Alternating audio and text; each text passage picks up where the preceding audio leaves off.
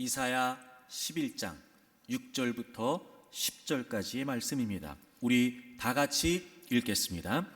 그때에 이리가 어린 양과 함께 살며 표범이 어린 염소와 함께 누우며 송아지와 어린 사자와 살진 짐승이 함께 있어 어린 아이에게 끌리며 암소와 곰이 함께 먹으며 그것들의 새끼가 함께 엎드리며 사자가 소처럼 풀을 먹을 것이며 젖먹는 아이가 독사의 구멍에서 장난하며 젖된 어린 아이가 독사의 굴에 손을 넣을 것이라. 내 거룩한 산 모든 곳에서 해됨도 없고 상함도 없을 것이니 이는 물이 바다를 덮음같이 여호와를 아는 지식이 세상에 충만할 것임이니라. 그날에 이새의 뿌리에서 한 싹이 나서 만민의 기치로 설 것이요 열방이 그에게로 돌아오리니 그가 거한 곳이 영화로우리라. 아멘. 성탄절 이전까지 대강절은 이미 오신 예수 그리스도께 감사하고 다시 오실 예수 그리스도를 기다리는 주간입니다. 오신 주님의 구원의 은혜를 찬양하고 심판주로 오실 주님의 구원의 완성을 소망하는 주간입니다. 우리에게 있어 진정한 소망이 되며 우리에게 있어 확실한 미래가 되는 하나님의 나라, 예수 그리스도께서 이 땅에 오셔서 선포하셨던 복음의 핵심, 하나님의 나라. 여러분, 과연 이 하나님의 나라는 무엇을 의미할까요? 여러분, 하나님의 나라 그러면 나름대로 떠오르는 생각이 있으실 텐데, 여러분, 하나님의 나라는 무엇일까요? 그것은 바로 만물에 대한 하나님의 주권적인 통치가 예수 그리스도를 통해 회복되는 것입니다. 창조 세계가 죄와 그 저주로부터 회복됨으로 예수 그리스도 안에서 종말로서의 우주적 구원이 완성되는 새 하늘과 새 땅을 의미합니다. 특별히 이사야 11장 우리가 함께 읽은 이 말씀은 바로 그 하나님 나라에 대한 모습을 우리에게 보여주고 있습니다. 예수 그리스도를 통해서 자연 만물까지 포함하는 전 우주적인 회복, 죄로 인해 원수 관계로 변질된 창조 질서에 대한 회복, 바로 이 땅에 예수 그리스도께서 재림하시고 그리고 새롭게 펼쳐질 새 하늘과 새 땅의 모습을 우리에게 보여주고 있습니다. 여러분, 이사야 11장 6절을 보시게 되면 먹고 먹히는 약육강식의 동물 세계의 회복을 그리고 있습니다. 강자인 이리와 약자인 어린 양이, 강자인 표범과 약자인 어린 염소가 함께 있다는 겁니다. 바로 죄로 인한 타락 이전으로의 회복을 의미하지요. 그리고 어린아이가 동물을 이끄는 모습이 나타납니다. 그 짐승들이 어린아이에게 끌린다 이렇게 되어 있습니다. 여러분, 연약한 어린아이들이 야생동물들이 포함된 모든 짐승들을 인도하게 된다는 것입니다. 여러분, 하나님께서 천지를 창조하실 때 모든 걸 다 만드시고 인간에게 주신 사명이 하나 있었죠. 바로 땅을 정복하고 다스리라는 명령이었습니다. 여러분, 그건 이 피조의 세계를 포갑하거나 착취하라는 말씀이 아니었습니다. 하나님께서 만드신 그 모든 것들을 인간에게 주시고 그것을 하나님의 이유를 따라 관리하라고 하는 책임을 우리에게 주셨던 겁니다. 이제 그 새하늘과 새 땅, 하나님의 나라에서는 우리의 책임이 다시 회복된다는 것을 의미합니다. 7절 말씀에 보면 암소와 곰이 함께 먹는답니다. 이 천적 관계인 동물들이 창조 질서로 회복된 모습에 대해서 기록하고 있습니다. 여러분, 여기서 이 먹는다라고 하는 말은요, 초식 동물들이 풀을 뜯어먹는 행위를 표현한다고 합니다. 암소와 곰이 함께 먹는데요, 그럴 수가 없죠.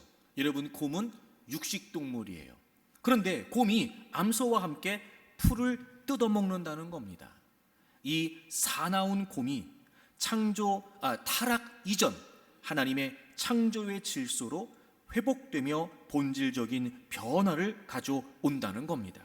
뿐만 아니라 그것들의 새끼가 함께 엎드린다는 거죠. 여러분, 이러한 본질적인 변화는 계속해서 다음 세대로 이어져가는 완전한 변화가 된다는 겁니다.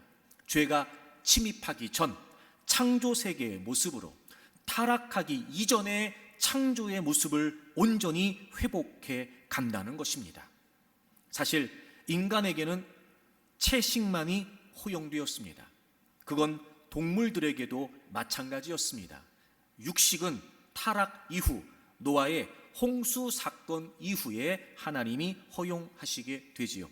그러므로 이 7절의 말씀은 하나님께서 창조하셨던 원래의 모습으로 이 모든 피조의 세계가 회복된다는 것을 우리에게 알려주고 있습니다. 8절을 보게 되면 어떻게 보면 끔찍한 장면입니다. 젖 먹는 아이가 독사의 구멍에서 장난한다는 겁니다. 젖된 어린아이가 독사의 굴에 손을 넣는다는 겁니다. 여러분, 우리식으로 생각하면 이 8절은 끔찍하고 공포스러운 내용이죠. 하지만 여러분, 그것이 가능할 정도로, 그러니까 타락 이후 뱀과 여자의 후손, 즉 뱀과 인간 사이에 존재하던 원수의 관계가 회복되었음을 의미합니다. 독사와 어린아이가 함께 장난을 하고 노는 거예요. 예수께서 인류의 모든 죄를 대속하심으로 죄를 해결하시고 바로 파괴된 창조 세계의 질서도 회복해 주신다는 것입니다. 그리고 9절 말씀을 보게 되면 예수 그리스도를 통해 이 어그러진 창조의 세계가 회복될 것을 기록하고 있습니다. 내 거룩한 산, 하나님의 거룩한 산, 이것은 바로 하나님의 나라와 연관되어 새 예루살렘을 의미합니다. 예수님을 통해 회복될 모든 세상, 즉 하나님의 나라를 의미하지요. 해됨도 없고 상함도 없답니다. 해가 된다는 것은 악이 된다는 거예요. 악이 없다는 거예요. 악을 행하지 않는다는 겁니다. 상함이라고 하는 것은 멸한다는 거예요. 멸하지 않는다는 겁니다. 주님이 다시 재림하시고 이 땅에 새하늘과 새 땅, 즉 하나님의 나라가 펼쳐지게 되면 거긴 더 이상 악이 없습니다. 그리고 거기는 멸하거나 쇠하지 않습니다. 영원합니다. 바로 영적인 의미까지 포함된 타락, 부패, 이런 것들이 다 없을 것에 관해 우리에게 알려주고 있습니다. 이유가 무엇일까요? 이유는 여호와를 아는 지식이 바다를 덮는 물처럼 충만하기 때문입니다. 물이 바다를 덮음같이 여호와를 아는 지식이 세상에 충만할 것이기 때문에 그렇습니다. 바로 여호와를 아는 사람들이 온 땅에 퍼질 것이고 하나님을 아는 지식이 모든 피조물들에게 충만하기 때문에 더 이상 부패나 파멸이 있을 수 없다는 것이지요. 그리고 10절에 보면 바로 그 예수님께서 만민의 기치가 되신다. 이것은 깃발을 의미합니다. 다시 말해 모든 만민이 예수 그리스도에게로 돌아오게 될 것을 의미합니다. 여러분, 하나님의 나라는 우리가 막연하게 혹은 어떤 영적인 무슨 신비한 세계, 그렇지 않습니다. 하나님의 나라는 파괴된 창조 질서가 회복된 나라, 다시 변질될 수 없는 영원하고 완전한 회복의 나라, 죄가 제거됨으로 참된 평화가 모든 영역에 이루어지는 새하늘과 새 땅입니다. 하나님과 인간 사이, 인간과 인간 사이, 그리고 인간과 인간 외의 피조물 사이, 바로 이 모든 것들의 온전한 회복, 그것이 하나님의 나라입니다. 구원이 바로 그것입니다. 구원은 상처받은 것의 치유, 깨어진 것의 고침, 매인 것의 노임, 바로 이 창조 세계를 죄와 그 저주로부터 회복함으로 말미암아 원래 하나님의 창조의 목적대로, 원래 하나님의 창조의 모습대로 회복되는 것이 바로 구원입니다. 그리고 주님이 다시 오시면 이 분명한 하나님의 나라가 시작될 것입니다. 그래서 여러분, 이 하나님의 나라를 소망하고 이 하나님의 나라를 기대하기 위해서는 우리에게 복음이 절대적입니다. 예수님께서 오셔서 선포하셨던 복음의 메시지는 다른 것이 아니었습니다. 회개해라. 하나님의 나라가 가까이 왔다는 겁니다. 복음은 바로 이 하나님 나라의 도래를 선언하십니다. 그러므로 복음은 근본적으로 종말론적 의미를 지닌 종말론적 메시지이라는 것입니다. 여러분, 종말이라는 건 단순히 연대순으로 가장 마지막에 오는 일에 대한 것이 아니라 이 모든 역사가, 이 모든 시간이 움직이는 궁극적인 목표입니다. 종말, 즉 예수 그리스도의 복음이 땅 끝까지 증거되면 이 세상은 끝이 나고 예수 그리스도는 다시 재림하시고, 그리고 새하늘과 새 땅, 우리가 그토록 고대하고 소망하는 하나님의 나라가 펼쳐지게 된다는 것입니다. 그러므로 이 복음은 예수님 안에 존재하는 바로 이 분명한 우리 모두의 소망과 역사의 목표에 대한 선언인 것입니다. 예수님의, 그리고 하나님의, 성령님의 이 모두 하나님의 사역의 목표, 그것이 바로 하나님의 나라였다는 겁니다. 예수님께서 오셔서 그 하나님의 나라가 가까이 왔다고 말씀하셨습니다. 여러분, 하나님의 나라는 예수 그리스도의 초림으로부터 이미 시작되었습니다. 하지만 아직 완성되지 않은 것입니다. 그래서 하나님의 나라는 현재이기도 하지만 하나님의 나라는 미래이기도 합니다. 하나님의 나라는 미래이기도 하지만 하나님의 나라는 현재이기도 합니다. 지금 우리에게 있으며 그리고 앞으로 반드시 오게 될 것입니다. 하나님의 나라는 현재 우리 안에 이루어져 있습니다. 물론 불완전합니다. 하지만 예수 그리스도를 나의 구주와 주님으로 믿음으로 모든 지각에 뛰어난 의와 평강과 희락, 진정한 하나님의 은혜와 평화를 맛볼 수 있습니다. 예수 그리스도를 나의 구주와 주님으로 믿는 사람들은 그 하나님의 나라의 능력과 은혜를 경험할 수 있습니다. 하나님 안에서 말이죠. 그리고 미래에 예수 그리스도께서 재림하시고 죄가 제거되고 사단과 사망의 권세가 멸망하고 하나님의 권세가 최종적인 승리가 이루어지면서 새하늘과 새 땅이 열려지게 될 것입니다. 그날까지 이 하나님의 나라는 우리에게 이중적 성격을 갖습니다. 그러므로 여러분, 우리가 믿는 복음, 또 우리가 전해야 되는 복음, 이것은 단순히 내세로의 도피나 혹은 현실 안주나 그리고 개인적인 영달이 아니라는 것을 우리는 알아야 합니다. 이 하나님 나라의 복음은 예수 그리스도 안에서 이미 시작된, 그리고 앞으로 성취될 하나님의 나라에 대한 선언이라는 것을 우리가 잊지 말아야 합니다. 그러나 아직 하나님의 나라는 완성되지 않고 있습니다. 이미 시작된 하나님의 나라가 아직 완성되지 않고 있습니다. 왜 하나님의 나라는 계속해서 그 완성이 미루어지고 있는 걸까요? 왜 새하늘과 새 땅은 계속해서 미루어지고 있는 걸까요? 이미 시작된 이 하나님의 나라가 아직 완성되지 않고 있는 이 간격의 의미는 무엇일까요? 성경을 찾겠습니다. 베드로 후서 3장 9절입니다. 우리 다 같이 읽겠습니다. 주의 약속은 어떤 이들이 더디다고 생각하는 것 같이 더딘 것이 아니라 오직 주께서는 너희를 대하여 오래 참으사 아무도 멸망하지 않고 다 회개하기에 이르기를 원하시느니라. 아멘. 여러분, 이미와 아직, 바로 이 간격의 의미가 무엇일까요? 왜 하나님의 나라가 선포됐고 하나님의 나라가 예수님의 초림을 통해 이미 시작되었음에도 불구하고 왜 예수님의 재림은 아직이며 왜 아직 하나님의 나라는 완성되지 않는 걸까요? 바로 이 베드로후서 3장 9절에 그 답이 담겨져 있습니다.